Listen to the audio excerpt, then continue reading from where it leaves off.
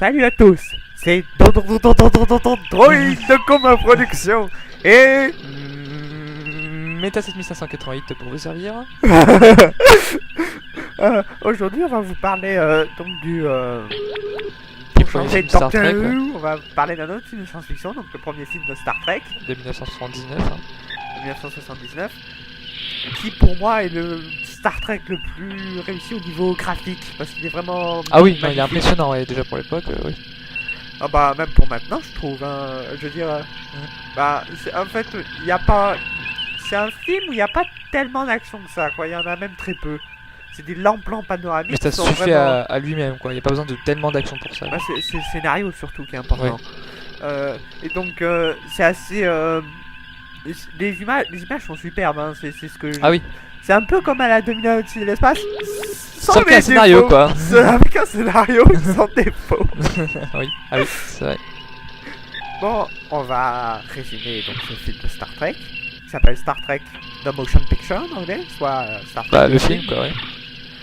Je laisse Meta le privilège de se résumer.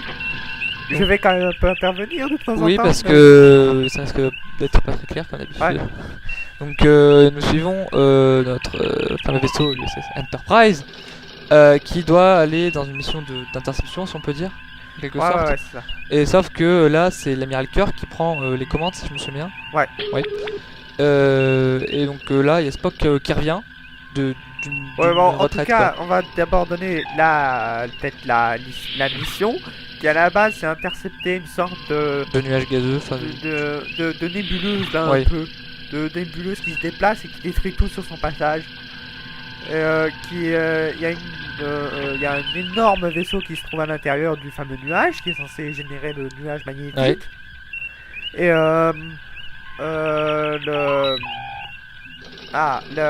dans le vaisseau se trouve, on sait qu'il y a une identité quoi qui est derrière tout ça. Ouais. Et donc on revient à Spock. Oui, qui vient de rentrer de sa petite retraite sur Vulcain. Ouais, qui rentre en contact avec la fameuse Ah oui, identité. oui, par la pensée, ouais. Par la pensée, il y a une sorte de truc télépathique. Oui. D'ailleurs, Entité carbone. Entité carbone. ah oui, donc ils réussissent à aller dans l'énorme vaisseau. Donc là, c'est merveilleux. Plan panoramique magnifique. Assez lent d'ailleurs. Tu vois, plus on s'enfonce et plus le décor change. Il y a cette espèce de machin électrique là qui se forme à certains stades. Et donc il y a un des... bon, pour résumer un peu rapidement, il rentre donc en contact avec la fameuse identité qui s'appelle Voyager et qui est en réalité... Créé par... Enfin, comment dire de la source de la sonde Voyager 6, c'est ça? Ouais. En fait, lancée par les humains, il n'y a que des lettres sur la sonde, il y a les lettres la moitié du mot Voyager caché, ce qui donne Voyager. Ce qui donne Voyager. Et donc Voyager qui cherche donc son créateur parce que c'est pour ça qu'il a été programmé. Il a été c'est censé être la sonde Voyager qui est tombée dans un monde de machines et qui a été plus ou moins altéré, voilà. Mise à jour. You will be upgraded. C'est un cyberman, je le savais. Et alors, bon, bref, la sonde Voyager se fait améliorée par ce monde de machines, mais continue à suivre son programme original, déchiffrer les informations récoltées dans l'espace. Oui. Sauf qu'à ce moment-là, bien sûr, vu que c'est une machine, vu qu'il a été constamment amélioré, il cherche en suivant la logique qu'il a créée parce qu'il comprend pas vraiment son but. Oui. Alors donc il délivre ces informations, sauf que bien sûr, vu que c'est en binaire, c'est-à-dire des vieilles informations, et sur Terre il le capte pas, et donc il croit que des unités carbone, donc les humains, sont des parasites qui empêchent son créateur de répondre. Ouais. Sauf que là bien sûr, Kirk va dire: nous sommes des créateurs, reste en nous.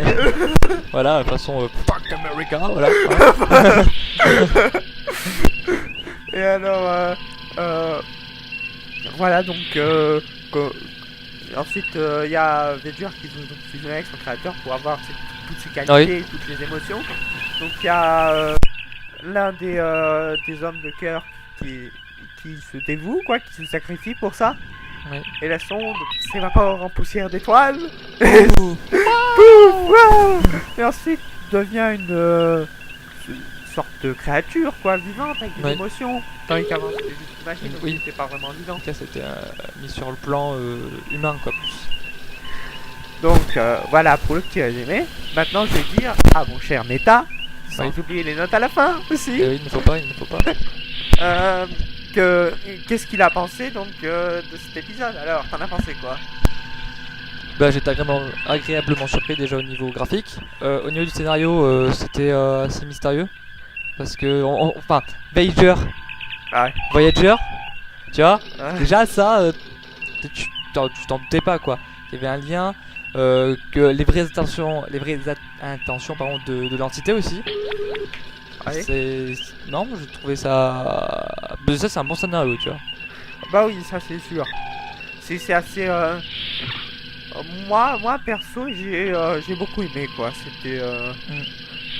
Je dirais, ce que j'aime bien, c'est aussi le côté dans Star Trek, en tout cas, ils font comme dans Doctor Who, le côté quand ils réfléchissent par rapport aux émotions avec les machines. Ah oui. Ouais, ce côté rapport humain-machine après. Et aussi, on précise qu'au début de l'épisode, il y a des méchants qui sont courants dans Star Trek qui apparaissent, les Klingons.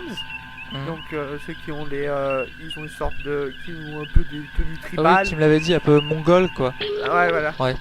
Pas dans le sens insulte, non, dans le sens peuple. Dans le sens du peuple mongol quoi. Et alors. Là bien sûr, ces types apparaissent au début, c'est censé être eux les premières victimes de Voyager.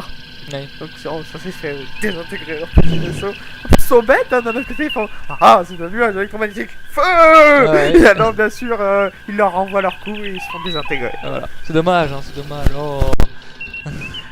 Bah d'un autre côté, vu tout ce qu'ils prennent dans les autres films, dans les films qui suivent, ça change pas, ils sont pas dépaysés. D'ailleurs ils apparaissent dans les 6 premiers films de Star Trek.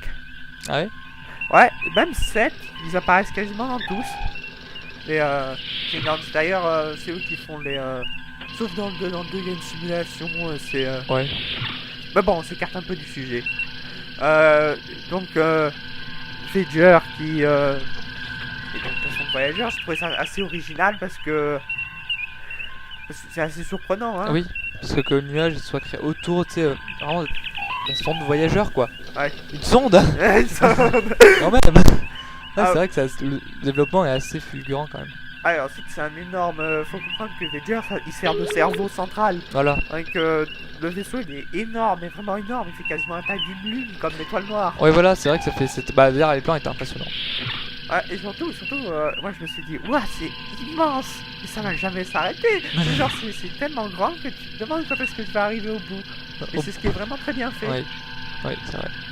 Un peu à la méthode de l'épisode 4, mais en plus gros quoi. En plus gros, ouais, voilà. L'épisode 4 de Star Wars, oui. On précise. Oui, c'est vrai. Bon, ben, on va continuer un petit peu. Et ensuite, après, il va bientôt falloir qu'on aille au notage. Ah oui. Je crois, tu veux y aller tout de suite au notage? Tout de suite, je pense que ça serait mieux, oui, parce que bon, bah, voilà. Bon, alors, quelle note tu donnerais à cet épisode? À ce film? 8 sur 10. Mais t'as copié sur moi! Moi aussi, pourquoi? je donne 8 sur 10! Mais non, c'est mon ressenti personnel. Non, le 8 m'est venu, comme ça. Moi aussi. Le 8 m'a commandé. Bah, pour une fois, on a exactement le même score, la même note. Donc on va donner 8 sur 10. Oui. Bon bah, au revoir à tous. Voilà, à plus pour de prochaines vidéos. Pour de prochaines discussions. À plus. À plus.